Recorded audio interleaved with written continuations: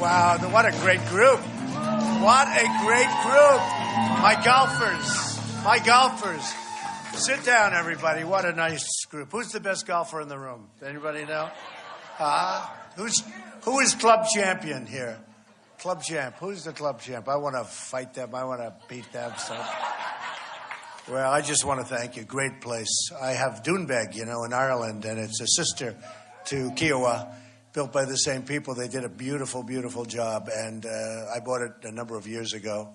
And during the downturn in Ireland, I made a good investment, and it's an incredible place. So Donld, do you know about Donld? I guess most of you do, right? And we spent a lot of money on making it just perfecto, and now it's doing great. But I don't care about that stuff anymore.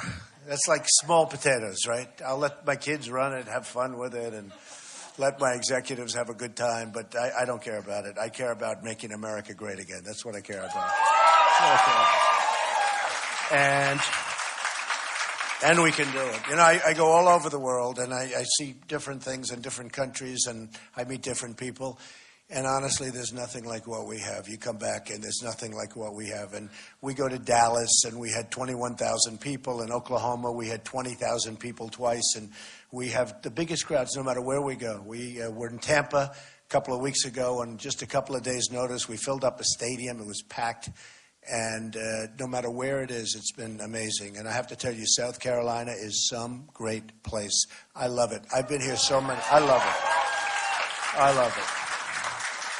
And, we have a big, big deal coming up on Saturday, so we have to go out there. New Hampshire treated me so incredibly well, and so did Iowa, actually. I mean, we did really well there, but we did just incredible in New Hampshire. We won every category, rich, poor, fat, thin, everyone, tall, short. We won every category. We won highly educated and not so well educated, and we were just rocking. And I guess we got 36%, and that was with a lot of people.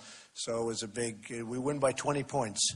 So it was a great week that I spent there, and I've spent a lot of time here now, and I'll be staying here until Sunday morning, and hopefully we'll be celebrating together on Saturday evening. And that's where we were. I mean, the big thing is so important. Get out and vote. I'm self-funding my campaign. You people are all rich. You're probably saying, why is he doing that? Why? But I'm self-funding my campaign, putting up my own money, and it's expensive. I mean, it's expensive. I'm proud of the fact that I'm spending less money than these other characters. They're politicians. All they know how to do is spend. I mean, Jeb Bush in New Hampshire. Jeb Bush spent $48 million. I spent $3 million. He was like at the bottom of the pack, and I was number one by a landslide. Isn't that what you want for your country, right? Isn't that what you want? I mean, these guys are spending money, the money they have for the commercials. I see commercial after commercial. And, I put some commercials on. You know why? Because I felt guilty. I really felt guilty.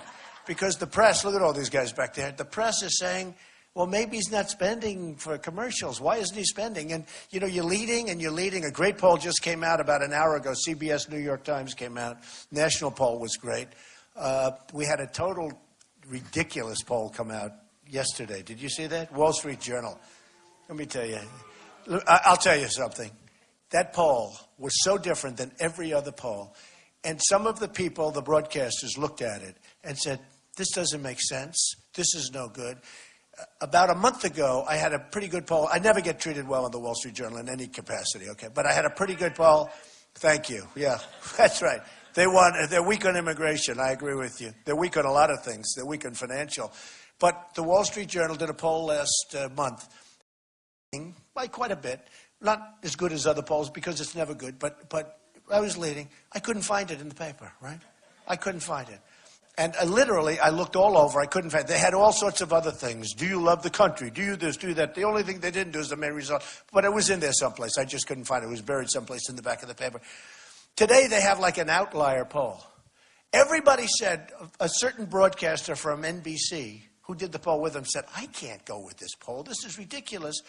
And they interviewed very few people and very conservative and lots of different criteria, all of which was like, and today it's on the front page of the Wall Street Journal. What a lot of crap, okay? Isn't it? It's disgusting.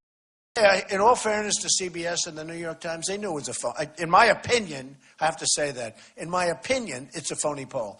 Because USA Today came out, it was phenomenal, 35, 36, 37, I mean, really doing great, and all of them. But in my opinion, that Wall Street Journal poll was a phony poll. I'll tell you that much right now. So we'll see.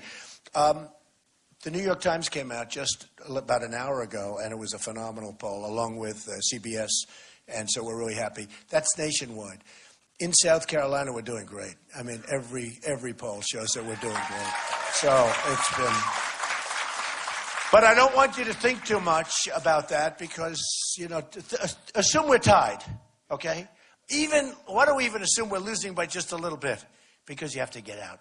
And, you know, I say to people, I'm self-funding, I'm putting up my own money, but the only thing I want is your vote. I don't want any of your money. You don't have to give me 10 cents. I just want your vote. So if you can remember that, that would be really cool. You know, when this all started, this journey, can you imagine any of you people doing this? It's not easy running for president. It's not necessarily fun. You get hit, you get hammered from every corner. You know, you learn things about yourself that you never even thought about. But I will tell you, it's been an amazing experience for me. It's been a really amazing experience. It's been a very interesting experience. It started on June 16th, and I said to my wife, we got to do it. I was watching the Iran deal, where we're giving Iran $150 billion, where we get nothing, which is going to lead to nuclear proliferation, and everyone's worried about them building the bomb. Well, they don't have to build it. They can buy it with the money that we gave them. Did you see the money? Did you see the money where it's being spent? They didn't buy the Boeing. They didn't go to Boeing over here. They bought Airbus, 118 Airbus planes. They're spending their money all over Europe. They're buying missiles from Russia. The money that we gave them, they're spending it all over the place. They're spending it everybody but with us. We have the hostages. We essentially paid $150 billion for the 4 hostages. And all we had to do is 3 years ago, go and say, listen, folks, before we start, very simple, you give us our hostages back. And they'll say no, and you leave the room. And now you ratchet up the sanctions. You double them up. I'm telling you, within 2 seconds, you'll get a phone call saying, you've got your hostages. And it would have happened. But we had a negotiator, John Kerry, who's an incompetent negotiator. He's a nice guy. He's an incompetent negotiator. Never left the table once. Never left the table when we were being ridiculed all over the world. When we were being ridiculed in Iran, when they're dancing in the streets saying that we have stupid people representing us, saying that we're all stupid because of the deal, they can't believe it. The people of Iran, I don't know if it was a setup or not, but everyone, they're dancing all over the place. This is before the deal's done. Who would make a deal after you see that, right? They're burning the American flag. Obama is calling the head, the supreme leader. We have spoken today to the supreme leader. I'm not calling him supreme leader, folks. I can guarantee you. Not the supreme leader. He's not my supreme leader. And so, I mean, you know, it was so discouraging when you look at what's happening with trade. The trade is so disastrous. I mean, what's going on with every country, no matter which country you talk about, every single country, what's going on. Mexico is the new China. And, I mean, I just had word, as an example, the Pope. The Pope was in Mexico. Do you know that? Did everyone know, right? He said negative things about me because the Mexican government convinced him that Trump is not a good guy, because I want to have a strong border. I want to stop illegal immigration. I want to stop people from being killed, like Kate in San Francisco, like Jamil in Los Angeles, like the incredible woman veteran, 65 years old, who's raped, sodomized, and killed by an illegal immigrant, okay? So the Mexican government fed the Pope a tremendous amount of stuff about Trump is not a good person. And the Pope just made a statement. Can you imagine? I just got a call. As I'm walking up here, they said, Mr. Trump, the Pope made a statement about you. I said, the Pope? What did the Pope say? I like the Pope. I mean, was it good or bad? Because if it's good, I like the Pope. If it's bad, I don't like the Pope. No, it's true. Well, you know, look, Mexico, I'm wise to Mexico. And I like Mexico. I have no problem. I have thousands and thousands of people over the years have worked for me from Mexico. Hispanics work for me. In Nevada, I'm leading with Hispanics. I'm leading the polls. I'm going to bring jobs back to the country. They like me. I have thousands of people that have worked for me, Hispanics, over the years. And I have great relationships with Hispanics. And I've been telling people I'm going to win. And people are saying, you must be kidding. Like, for instance, right here, came out 2 minutes ago, veterans right here in your incredible state, right?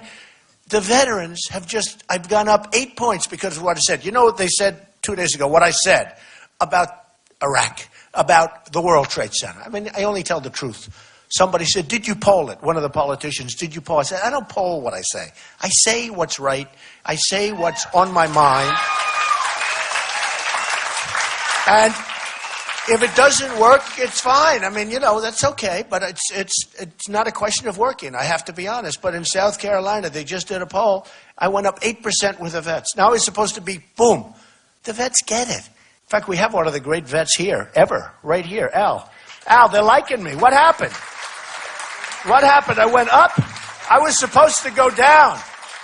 I love the vets. I do more for the vets than these politicians don't do anything for the vets. They talk. So what happened? I went up in the poll. You went with the polls because when you sent me over to the VA to check on the veterans, right. They loved you. Oh, that's very nice. Wow. See, who knew that was going to happen? They say Trump will say things that we think he's going to go down, and he goes up. And they say, you know why? Because people like honesty, and when you think about it. But that was great. So I guess this is a little bit for the press. So I just wrote this out very quickly about the Pope. Do you want to hear it? Should I read it to you? Okay. He actually said that maybe I'm not a good Christian or something. It's unbelievable, which is really not a nice thing to say. So it's a response from Donald Trump. It says, if and when the Vatican is attacked by ISIS. ISIS, their primary trophy, very few people know this. I read this about 2 months ago. Nobody even believed it. Their primary thing, you've seen what they've done all over the Middle East. Their primary goal is to get to the Vatican. That would be their ultimate trophy. They want to do what they did to all of these magnificent artifacts and all of the beautiful museums that they've totally destroyed all over the Middle East, right? And I didn't know this. I read this like 4 or 5 months ago. I made mention of it 2 months ago, and everyone said, what are you talking about? They thought, I'm kidding. It's true. And now there are stories about it. Not big stories, but there are stories about it. And I was checked by one of the reporters that said, they don't want to talk about the... Then he called up and apologized. The big thing, they want to get to the Vatican. So, if and when the Vatican is attacked by ISIS, which, as everyone knows, is ISIS's ultimate trophy, I can promise you that the Pope would have only wished and prayed that Donald Trump would have been president. Because it's true. It's true. Because this would not have happened. ISIS would have been eradicated, unlike what is happening now with our all talk, no action politicians. That's what's happening now. We had a General MacArthur. If we had a General George Patton, I mean, they'd be gone before they even got time to go over and check it out, okay? It's a ridiculous situation. The Mexican government and its leadership has made many disparaging remarks about me. See, the Pope was in Mexico. The leadership's meeting. Oh, Donald Trump is a bad guy. He wants to build a wall. He wants to keep illegal immigration. It's terrible. They don't say it that way. They say, he wants people to stop having this and that. Look, I'm wise to them. I respect Mexico. I respect their leadership. Their leadership is much smarter, much sharper than our leadership. And that's the problem. That's the problem. You know, we have a trade deficit with Mexico. Listen to this one. $58 billion. So when I say we're going to build a wall and Mexico's going to pay for it, these politicians all come up and they say, you can't get Mexico to pay. I say, yes, I can. They have no idea what I'm even talking about. You people do because you have some business people here, some good business people. Some of them I know. But Mexico's going to pay because the wall is $12 billion, $10 to $12 billion. That's a super job, okay? That's if you do a Trump wall, okay? A real nice job. Nice high wall. This is not a wall that they're going to drive their trucks over. Now, when we have a deficit of $58 billion, 10 to 12 billion is peanuts, okay? It's peanuts. That's nothing. So the politicians say, how could you possibly say that? You know that now they're all starting to say, you know, he's really right. We're losing a lot of money with Mexico. And that's not including the drug money that's pouring across, which is much more, okay? Believe me, we get the drugs, they get the cash. So they met with the Pope, and they obviously got to the Pope, and they're telling him what a bad guy Donald Trump is. He doesn't know me. And, you know, et cetera. So the Mexican government and its leadership has made many disparaging remarks about me to the Pope because they want to continue to rip off the United States, both on trade and at the border. That's what they're doing. They're ripping us off. And they understand that I am totally wise to them, and if I'm president, we'll stop it immediately, okay? Immediately.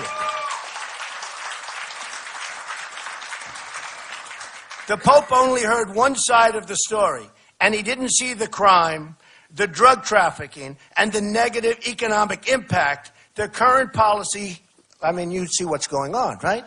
The current policies have on the United States. So he didn't see the crime, the drug trafficking, the economic impact is horrendous, all right? People can come into our country, folks, but they have to come in legally. They have to come in through a process. We're like an open gate. People just walk across. They walk into our country. We don't know who they are. We don't know where they've come from. And by the way, speaking of that, the migration, the people from Syria, we don't know. Are they ISIS? Are they not? They're not coming into this country, okay? They can't.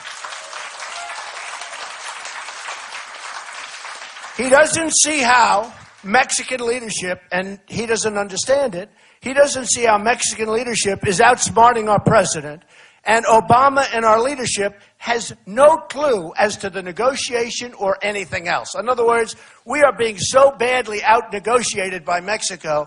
Mexico knows that if I win, those days are gone. We're not going to have a $58 billion trade deficit. Not going to happen. We're not going to lose Carrier, air conditioners, just moved to Mexico. You saw that. We're not going to have Nabisco move their big plants to Mexico. Not going to happen. Not going to happen. We're not going to have Ford building so big, $2.5 billion plant. And now, I've been talking about that for a year and a half. Now they're doubling down. I read the other day in the paper, they're doubling down. Ford is going in much bigger into Mexico. They took a plant from Tennessee that was going to go to Tennessee, and the plant went to Mexico instead. When are we going to get smart, folks? When are we going to get smart?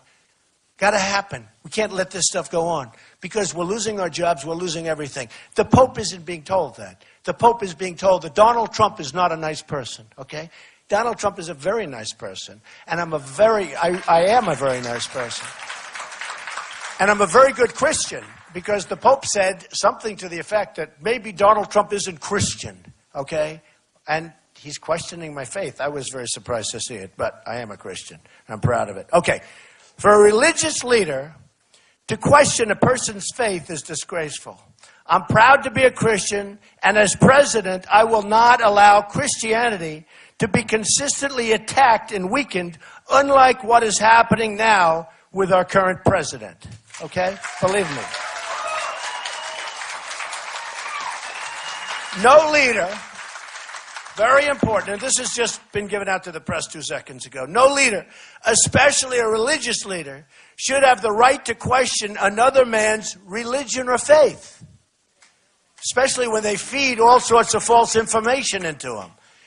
They're using the Pope as a pawn, and they should be ashamed of themselves. That's the Mexican government. They should be ashamed of themselves for doing so, especially when so many lives are involved and when illegal immigration is so rampant and so dangerous and so bad for the United States. Okay? Period. That's it. Period. So, I mean, I come to this beautiful place and I'm looking, everything's so beautiful. The people are beautiful. Everything's nice. And I get hit. The Pope just made a statement. Oh, good. Did he say good things? No, I don't think you're going to like it so much. So this is the beginning as I'm walking in, okay? So you are the first to hear it, okay? This is a breaking story, right? Breaking news. So we have to do something about illegal immigration because our country is being decimated. And speaking of Mexico, and again, I have nothing against Mexico. I like Mexico. I have nothing against the leaders of Mexico. I think they're very sharp, very smart, very cunning. They're far too smart for Obama. They're far too smart for our leadership. When you look at Carrier going there, what do we get out of it? Okay, Carrier. So I saw the other day, I guess somebody was using the cell phone camera. I saw the other day the whole speech made by the executive. We are moving to Mexico. Your jobs are gone, blah, blah, blah, right? And it was very sad. People very devastated. You could see they were devastated. They've been working at Carrier for many years. They do a good job. I used to buy Carrier air conditioners. I won't buy them anymore. Hopefully I won't buy them because I'll be president. I won't care about them. But I buy a lot of air conditioners. I buy a lot of product. Unfortunately, almost everything you buy now is made. You buy televisions, you go to South Korea. Do we make anything anymore here? We don't make anything. Yeah, we make good golf resorts for you to live in. So what happens is Kerry is leaving. Now, what I would do is different. You know, I'm a free trader. I believe in free trade. All these, conservatives say, he's not a conservative because he doesn't believe. I believe in smart trade, folks. They're taking everything we have. China has created the greatest theft. It's the single greatest theft in the history of the world, what they've done to the United States. They've taken millions of jobs. They've taken our money. They've taken our base. They've taken our manufacturing. They've done so much. Even Boeing. Remember this, and I'm saying this to South Carolina. You won't have to worry about it if I'm president. Believe me, it's not going to happen. They're building massive plants. In order to get an airline order, they're building massive plants in China. When China devalues their currency in 3 years from now or 4 years from now, and when they announce they're not going to make planes in South Carolina anymore because it's much cheaper to make them in China, remember what Donald Trump said. You don't have to remember if I win. You just remember if I don't win for some reason, okay? Remember, we better win. Well, we better win. I hope so, because it's so easy. So carrier moves, that's it. They're going to move. Probably get incentives from our government. You know, there was a time when we were given incentives. Can you believe it? Probably got tax credits for moving out of the country because we are so far behind. So carrier leaves and they go to Mexico. So here's what I do. And I probably, I want to be presidential, so I'm not supposed to make the call myself, right? But I might make it myself anyway. Carl Icahn. Carl Icahn endorsed me, and a lot of the big business people endorsed me. And, Carl said, look, he's the one guy that knows. I understand corporate inversions, and I understand what's going on. Trillions of dollars is offshore. It's all over the place, outside of the country. We can't get it back. The companies can't get it back. Some companies are leaving for taxes because we have the highest taxes in the world, but other companies are leaving to get their money. They can't get it back in. They've got money offshore. They've got money in Europe, all over the place. They can't get their money. So I have all of these endorsements. So here's what I do with Carrier, okay? Whether it's me or somebody, because I will use our greatest business leaders, some of whom may be in this room, by the way. We have the best business people in the world, but we don't use them to negotiate our trade deals. I will be using our best, sharpest, killer business people to negotiate with the killers from these other countries. And again, I think it's great that Mexico's doing this. If you can get away with it, you got to get away with it. How smart are they? They see the Pope and they tell the Pope bad things about me because I'm against, I'm very, very strong for illegal immigration. We got to stop it, right? So they tell the Pope Trump is bad, and the Pope says something negative about me. Now it's probably going to be all over the world. Who the hell cares, okay? I don't care. I don't care because we have to stop illegal immigration. We have to stop the massive crime. By the way, we have right now 100, this was as of last week, reported, 179,000 illegal immigrants in our country who are criminals. Okay? These are criminal, illegal immigrants. We take care of them. We watch them. They commit crimes. You know the cost of this and the devastation to the families? Kate in San Francisco, Jamil, one of the greatest young men, shot in the face. Kate shot in the back in San Francisco by somebody that should have never been here. We are so incompetently run. And then you have sanctuary cities where people can be there and it doesn't matter. Practically they can be whatever they want to be and they get away with it. We have sanctuary cities. Nobody even heard the term. I don't think anybody here did. Did anyone know about sanctuary cities? We had sanctuary cities. We had 5 or 7 in Florida while Bush was governor. It's sanctuary cities. He never told us that. We have a tremendous problem. We have to clean up. We have to be proud of our country again, folks. We have to go back to the basics. We have to be proud of our country again. So we're losing our businesses. So I would essentially, whether it's me or one of my people, and I have some tough people, you have to use the right people, but call up Carrier. Say, folks, we don't want you to leave. Oh, but we're leaving. We're leaving. Why are you leaving? Because we're getting some good deal or they're getting good financing from somebody in the Mexican government or something. Okay, smart. Mexico should try and get them. But we should try and keep them. So I say, here's the deal. And I'm a free trader, remember that. I don't want, to have lots of, restrictions at the border in terms of trade, et cetera, et cetera. You've got to have fair trade. You have to have smart trade. So I'd say very simply, I'd say, you know what? Congratulations on leaving. Congratulations on devastating those 1,400 families that have been left behind, that have done a great job, by the way. Good product, done a great job for years. Congratulations. But here's the story. You go to Mexico, every air conditioner that you sell that goes into the United States, we're going to charge you a 35% tax, okay? Let's see if your numbers still work. And I'd say, let's see if your numbers still work, because I'll bet you they don't. And they'll call me and they'll say, oh, Mr. President, but here's the difference. I'm self-funding my own campaign. I'm not getting paid by their lobbyists, by their special interests, by their donors, by their stockholders. I'm doing right for the people. I mean, I speak before thousands and thousands. I'm doing what's right for the people. I don't care. I don't need the money. I don't need any money. So I'm doing what's right for this country, okay? And the politicians can't do that. They can't do that. We have people heading up campaigns that are the heads of the drug industry, as an example. Woody Johnson, Johnson & Johnson. He's heading up Bush's fundraising campaign. Did a good job. Raised $150 million for a guy that's going nowhere. I mean, you know, when you think of it. Right? No, he raised $150 million for a guy you might as well take it and throw it into the ocean and let the kids collect it. It's got more value. But Woody Johnson, Johnson & Johnson. Now, here's a thing that I didn't even know. And a friend of mine found out. The Mar-a-Lago Club. You've heard of the Mar-a-Lago Club. He's a member. He comes up to me, a big doctor. He says, Donald, it's so brutal. Obamacare is such a disaster. I have now more accountants working for me than I have nurses. It's so complicated. It's driving me. He hates it. Okay. But he said, do you know, Donald, and he's a smart cookie. He said, do you know that the federal government doesn't negotiate drug purchases? I mean, drugs to make you better. Drugs. They don't negotiate. They're prohibited from negotiating. That the United States government pays sort of like if you walk in, if Mrs. Schwartz walks into a drugstore to buy drugs to get better, that we pay the same price practically as her. I said, that's not possible. He said, it is. Then immediately, you know, being the person that I am, I said, oh, it is, of course, because the politicians are all taken care of by the drug companies, and therefore they don't have negotiation, right? That's what it is. There are billions, tens of billions, hundreds of billions of dollars left out there due to policies. You know, a lot of times when you think the politicians are stupid and you think the deals are bad, they're not bad. They're good for them. They're taking care of the lobbyists and the special interests, okay? Because they can't be that bad. You look at some of these deals, even the Iran deal, I'll bet you there's something involved. I mean, it's hard to believe, but look at these companies in Europe that are making a fortune. Airbus, I'll guarantee you they have probably lobbyists. They probably knew that some of this money was going to buy 118 Airbus planes. 118 planes, not one Boeing. And Boeing's better. I like it better, too. I have one.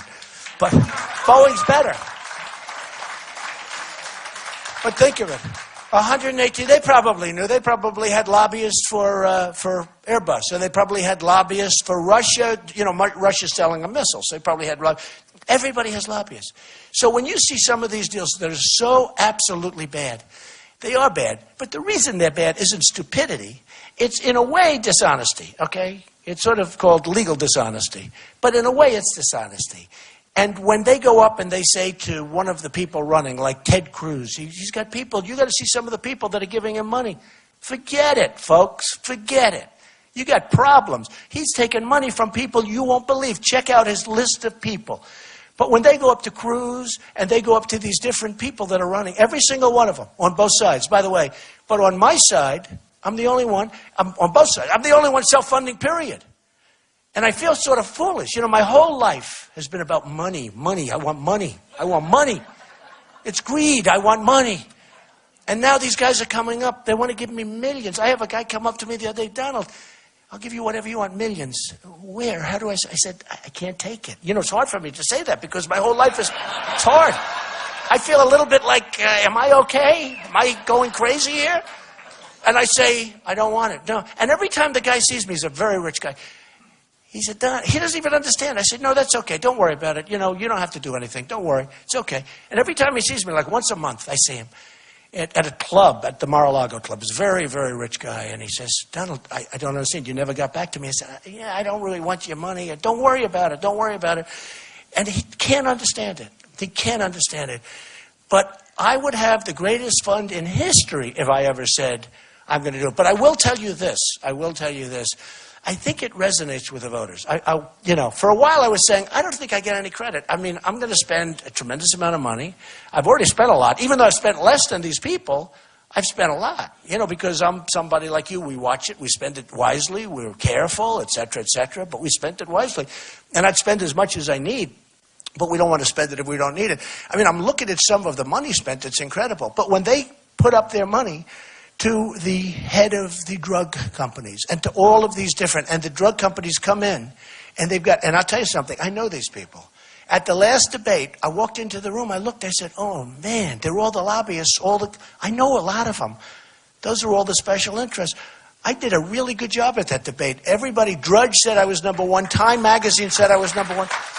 Every time I said something, there was every time I said something, there was like dead silence in the room. And I had one friend who's a friend of mine, but he's supporting another candidate because he knows he can get something. He can't get anything from me. He said, you're the last person I'll ever support. He actually told me that.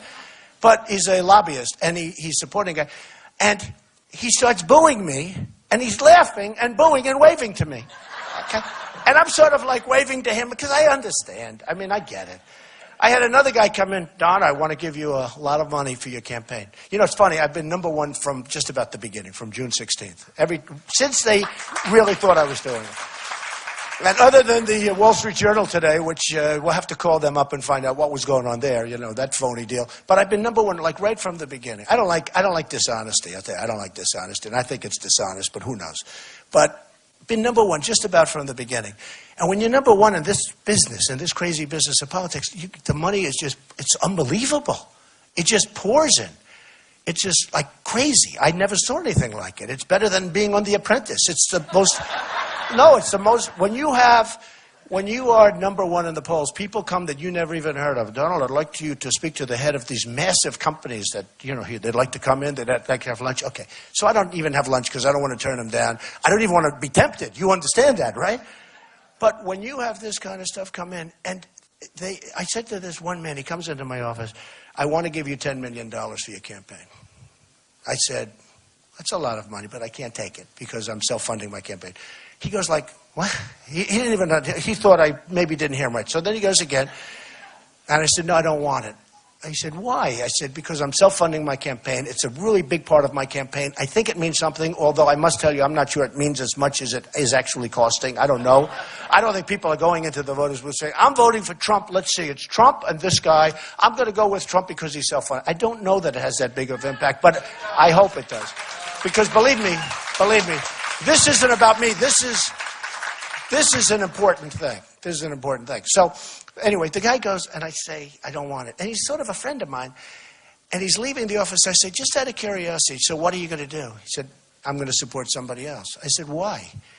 Why? You could support me, but I just don't want your money. I can't take any money. I don't want your money. He goes, no, I have to support somebody else. He said, I love the game. They're gamblers.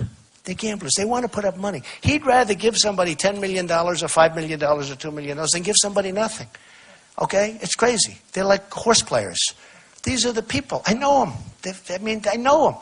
Don't forget, before June 16th, I was a very big contributor. I was like a member of the establishment. The day I ran, boy, did I become anti-establishment fast, okay?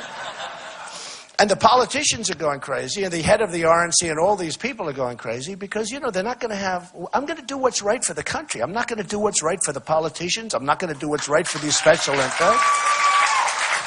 And honestly, I've never talked about this subject so long, but I mean, this is a group that really gets it. I mean, you understand it. And probably some of the people in this room won't be very happy with what I'm saying because they want to have their certain thing. You probably have a couple of lobbyists in this room. I know most of them, let me see. But one of the things, and I started by telling you about pharmaceuticals and the drug companies. Now, when you think about it, okay, when you think about it, you can take that one group and bid it out. And even if you don't per se bid it, if you went with a favored nations clause, because in a way bidding is a little bit, I almost don't trust anybody to bid, All of a sudden they move into a beautiful house in the Hamptons or in Palm Beach, and you say, gee, I thought they were civil servants, and now they're moving to Palm Beach. What happened? But you do a favored nations clause. So with the drug companies, we get the lowest price that you've negotiated over the last 12-month period immediately inures to the United States of America, less 10%, because we're a big, big, big buyer.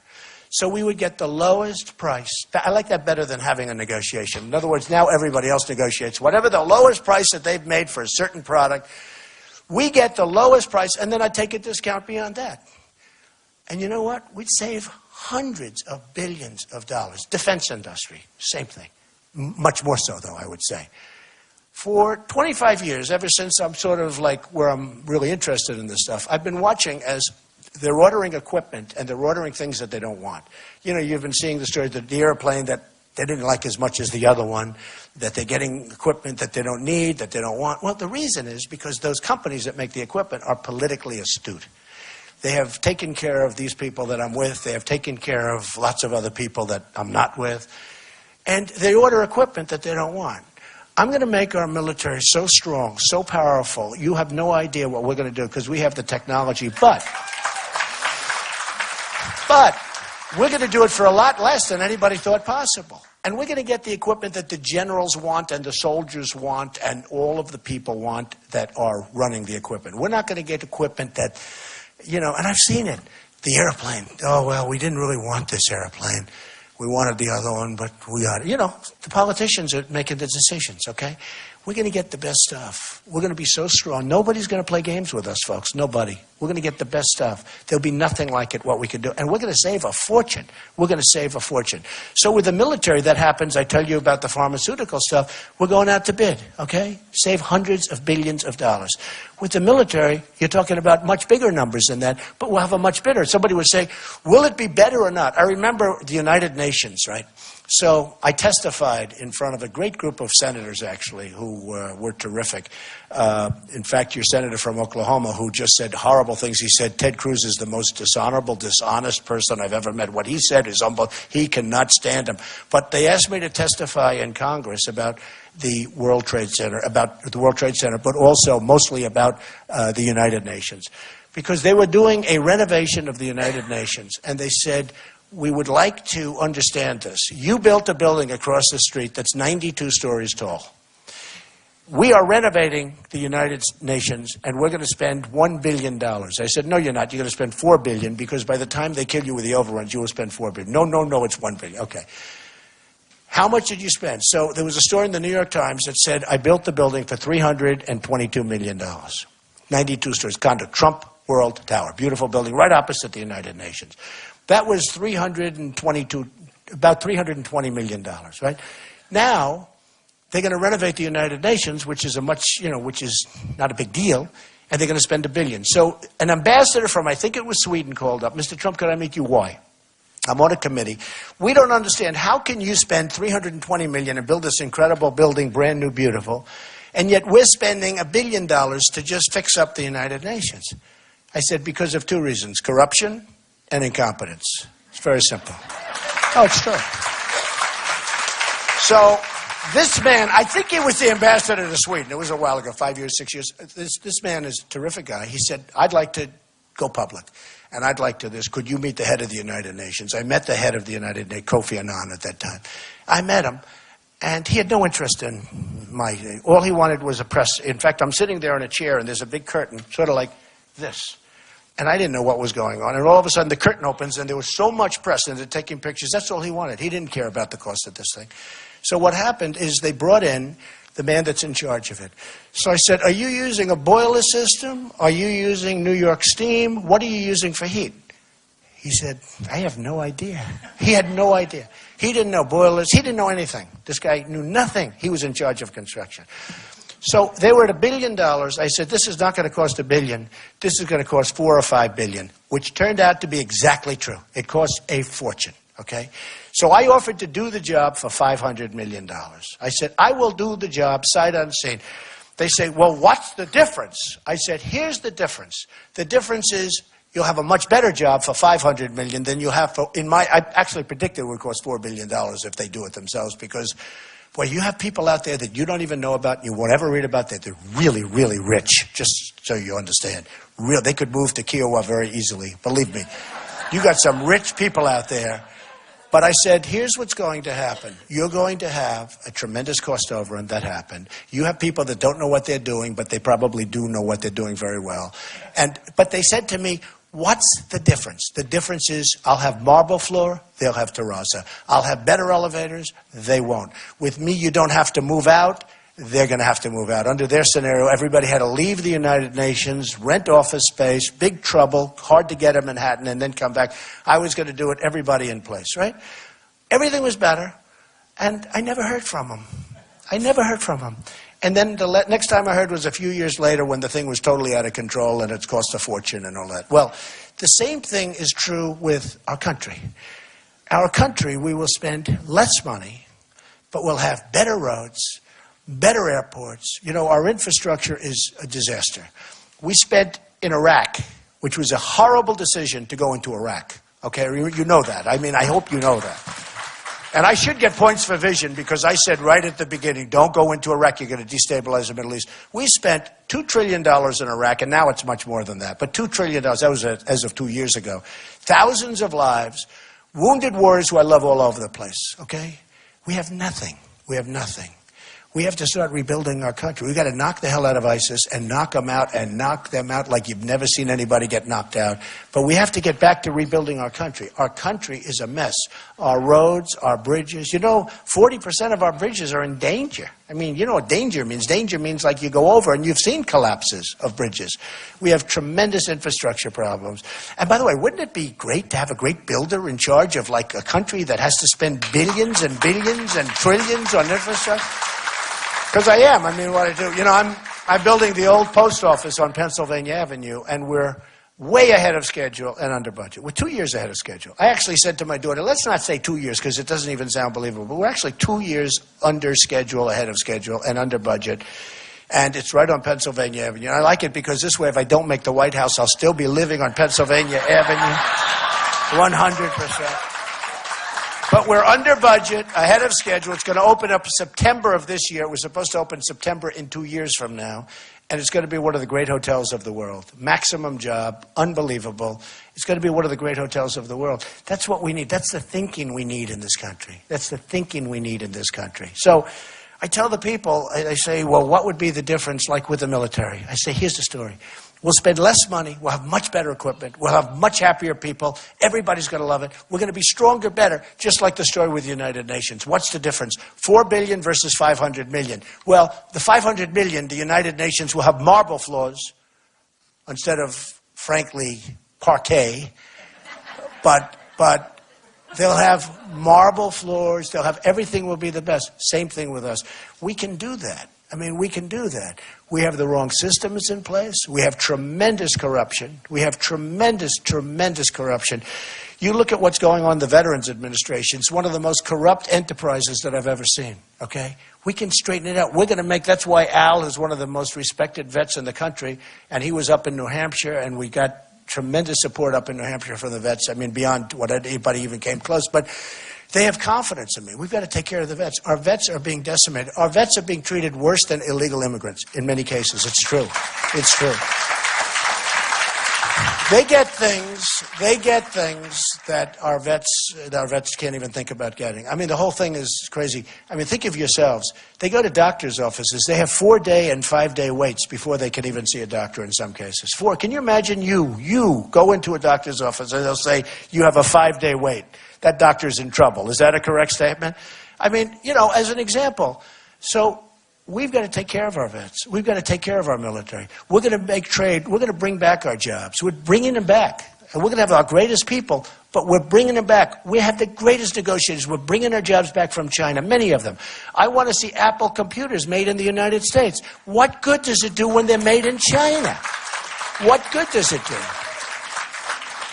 And we have to get them to stop devaluing their currency. And remember this, we have the cards, because we have this pot of gold. That's not such gold anymore, by the way. You know, we owe China $1.7 trillion.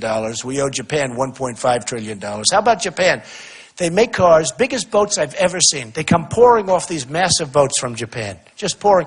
We give them practically nothing. You talk about trade. They do these cars. You've never seen ships like this, so big. I was in Los Angeles recently. And the cars are pouring off the ships from Japan.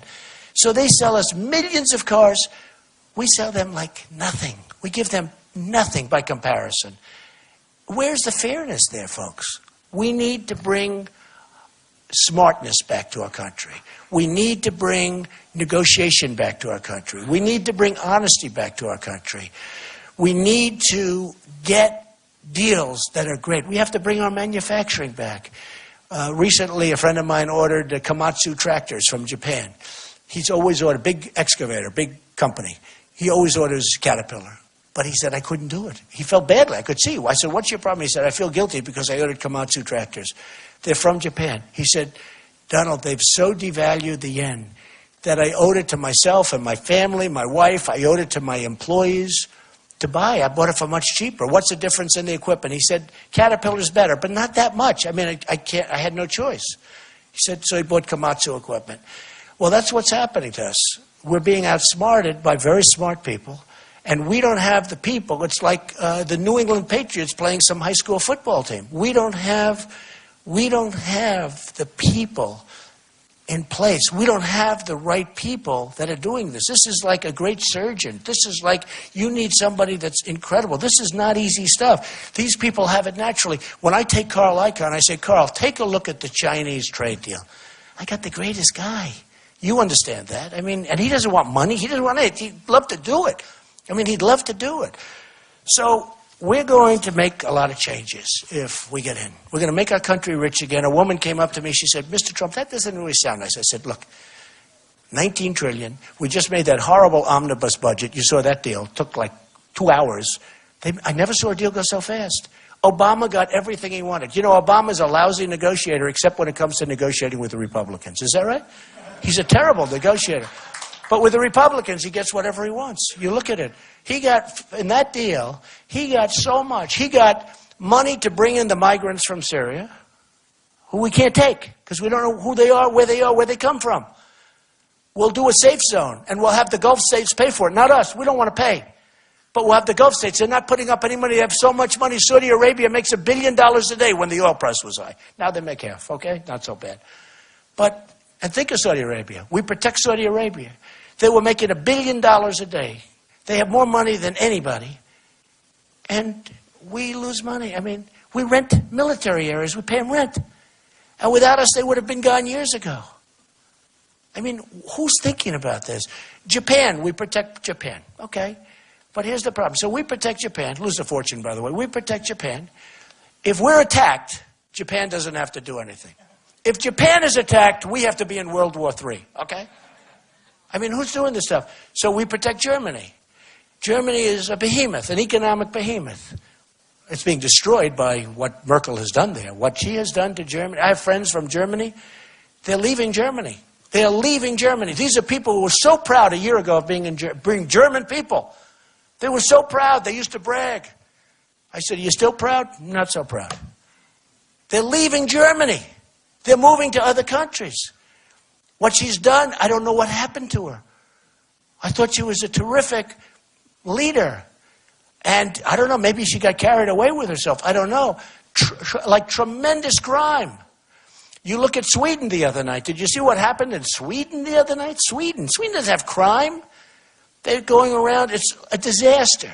You look at Brussels. I was in Brussels 20 years ago. Brussels, beautiful Brussels. It's like an armed camp. They had to cancel New Year's Eve because of horrible, horrible threats of massive crime.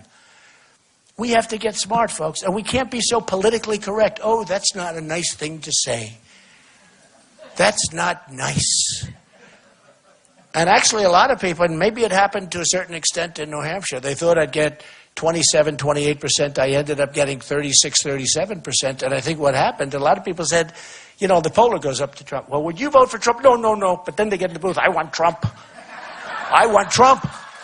It's true. We might poll higher. So I love this place. I have so many friends that live here, and I have such great relationships here. And I've been here a couple of times where I was, you know, at the place I actually played, and it's fantastic. But we have a country that has such potential. We have a country that is so great. we can make it truly, and right now it's got a tremendous headache. And I'll tell you, if Hillary Clinton gets in, or this guy Bernie wants to tax you 95%, if he gets in, everything's for free except for the people that have to pay tax. And you know what happens to those people? They leave. It's like the companies. The companies are leaving now because the taxes are too high. My tax plan brings the corporate taxes way down. It has to, because the companies are leaving. When you lose Pfizer, how good a company is Pfizer? They're moving. It's gone. They're in Ireland. They're moving to Ireland. They're moving because the taxes are too high. And they couldn't get their money back in. They moved to get their money.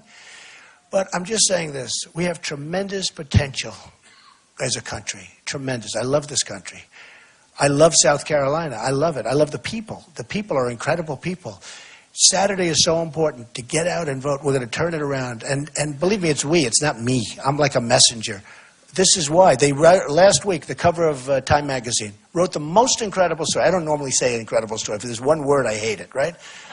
But this is the most incredible. They talk about this is a movement that's going on with all of us, with us. Not the Bernie thing. We get far bigger crowds than Bernie. We get everything bigger than Bernie. And Bernie, I think, is going to fizzle because eventually, although it's going to be interesting to see what happens to Hillary with emails, because she should be, what she did is a disgrace, okay? What she did is a disgrace. One thing I liked in the poll that came out, USA Today today, it said I'm leading by a lot. It was a great poll, national poll, and it said I beat Hillary and I beat Bernie very easily, and head-to-head. So that's good. That's always nice to me. But I do in a lot of polls. But the theme is Make America Great Again. And I tell you, we can make it greater than ever before. And let me just tell you, if I get elected, we're going to start winning again. We're going to win on trade. We're going to win at the border. We're not going to have the Mexican officials going over and seeing the Pope and saying, you know, Donald Trump is a bad person. He's a bad person. He wants to stop people from walking freely across the border. And the Pope doesn't know this. I mean, the Pope is told this. I mean, I don't even blame the Mexican officials for trying to get away with it. But I don't think they're going to get away with it, okay? Because we're wise to them. We can't lose $58 billion a year in deficits. So I just say this. We're going to start winning again, and we're going to make America great again. And I appreciate it very much that you're here. I love you people, special people. Thank you very much. Thank you.